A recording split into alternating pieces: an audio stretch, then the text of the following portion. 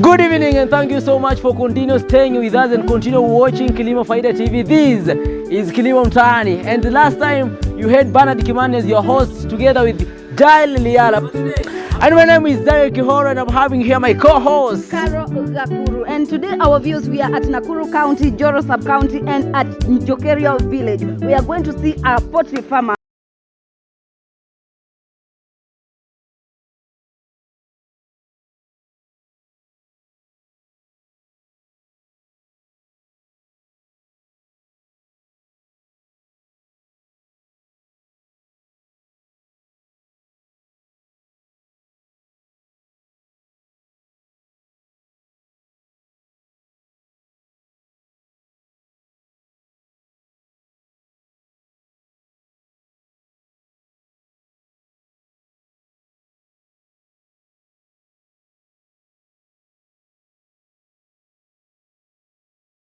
Na umetoka wapi na unafanya nini?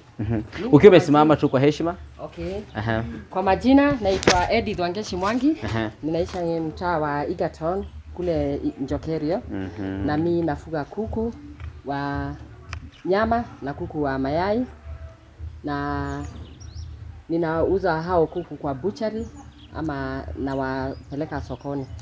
Haya, mtazamaji, kama jinsi tulivyokueleza, hii leo tunakuja kumpata mkulima hapa ambapo tutakuwa tunazungumzia masuala ya ufugaji wa kuku. Kumbuka anaitwa Wangeshi ambaye ni mkulima wa kuku wa mayai na kuku wa nyama. Kuna mengi tu ambayo tumekuandalia. Don't forget to subscribe there at Kilimo Faida TV. Labda tutaingia ndani ili labda tuone 1 2 3 tujue mambo yanaendelea vipi ama vipi. Sawa, karibuni. Follow us. Okay, kwa hivyo hii ndio umesema ni sehemu yako ya kazi. Na hapa hivi ndio umeleta wale kuku wako ni nini? Labda tukianza tu na swali la kwanza, nimeona unatumia hili blanketi. Sijui labda kazi yake ni nini? Sasa hii blanketi nimetumia hapa. Hawa ni vifaranga wadogo wa broiler. Na juu wakati wa usiku kuna baridi, huwa nafunika ndio joto inarudi ndani, ndio kuku wasikue na baridi. Juu wakiingiza baridi huwa wanakufa sana. Sasa mimi nazuia na hii blanketi juu ya baridi. Kwa hivyo hawa vifaranga huwa walali na mama yao, huwa wanalala hapa? Wanalala hapa kwa burunda. Na Mnabii Wangeshi, naona kwamba umetengeneza hii kitu ya round. Unaweza tuelezea ni nini hii? Kwa ufupi. Sasa hii inaitwa burunda. Na unaweka vifaranga wakiwa wadogo. Wakiwa kwa muda wa mwezi moja ndio waweze kumea hii manyoya ya nini juu ya baridi. Sasa ndio unaweka kwa hii burunda iko secure juu ya baridi. Na pengine umuelezee mtazamaji, ulianza kufuga kuku hawa siku gani ama mwaka gani?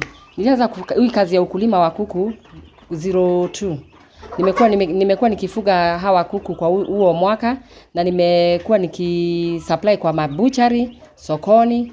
Nina orders na ninajiintroduce kwa Facebook na soko yangu huenda hivyo. Hao vifaranga unaona hapa hivi, kuku akishataga yai ama yale mayai.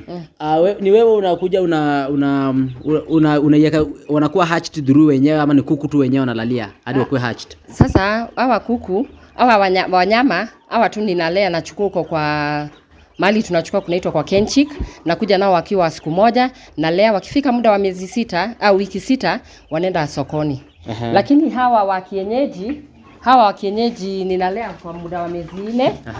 Nachagua miera naweka kando na jogoo naweka kando, jogoo napeleka sokoni, lakini naacha jogoo kadhaa juu ya kuku hiyo ya miera juu ya kutaga mayai. Sasa sababu umetuambia labda wewe haushughuliki sana mambo. Okay, kuku wako akitaga yai, biashara yako unaitumia kufuga kuku kwa kubwa uze kuku ama ni yai unategemea, ama ni nini lilichangia wewe ukaanzisha hii biashara ya kufuga kuku? Kwa sababu umetuambia wale vifaranga unachukua wakiwa wadogo. Kwa hivyo wewe nia yako kubwa ni wale wazaane ama utakuwa unachukua tu hawa unawalea wakiwa wakubwa unawauza? Mimi hawa wakiwa wakubwa na goja wakifikisha wanyama na wauza. Okay. Na bakisha tu wachache wa mayai. Na hao wa mayai naweza weka kwa kuku wengine wa kienyeji, ile kienyeji pure wanaagua hiyo mayai. Na Bi Edith, kwa sababu tunaona kuna hali ngumu ya maisha, kwa sababu tunaona vitu vinaendelea kupanda hapa nchini. Je, kuna changamoto ambazo umepatana nazo katika huu ufugaji wa kuku? Changamoto ni nyingi sana kwa sababu chakula ya kuku iko na bei sana. Sasa inabidi wakati mwingine unajua kujitengenezea chakula, kwa sababu chakula cha duka kina bei iko juu sana na mayai pia iko juu pia. Tukisalia hapo kwa changamoto, hawa wakati unachukua vifaranga, labda unaweza chukua kama vifaranga 100 alafu wakati kukua na kufa, ama wote huwa wana survive hadi mwisho? Si mimi pangu wakufi vile. Kwa sababu ndio maana nimewaambia blanketi nazuia baridi, ndio huwa inaua kuku sana. Lakini sasa mimi nilijua kuwahifadhi na baridi, nikaona afadhali kuwafunika juu, joto inarudi ndani, wawezi kufa na baridi. Sasa hivi ni mikakati ipi umeweka ili kuhakikisha kwamba kuku hao wataongezeka kuwa wengi kabisa? Najua wataongezeka kwa sababu wako karibu kwanza kutaga.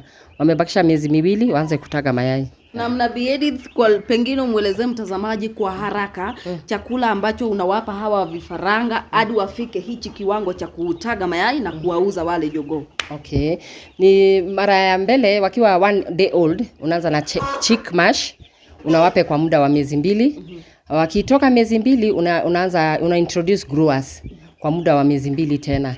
Wakifika 4 months sasa una introduce kwa kienyeji mash.